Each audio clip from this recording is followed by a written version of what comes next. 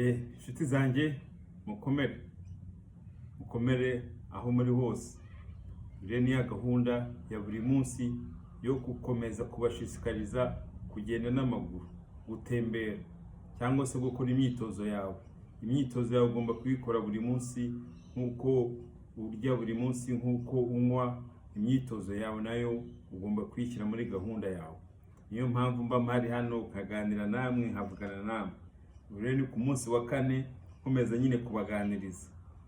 Tuzabikora icyumweru cyose, bimenye ko n'ujya ubona message yanjye njye nkwibutsa niba wakoze wibagiwe se cyangwa se wumva unaniwe, ujye uhaguruka ugende.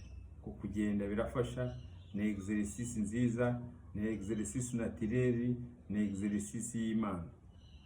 Yes, irafasha rwose. Niyo mpamvu rero buri gihe tuzajya dushobora kuganira. Waba wananiwe kugenda, wabona message yanjye ugahaguruka ukagenda. Nkuko rero nababwiye, buri gihe twe tugenda twamamaza Adidas, buri gihe ngenda nambaye Adidas ngiye fubo. Sawa, kandi mukomeze mugire umunsi mwiza.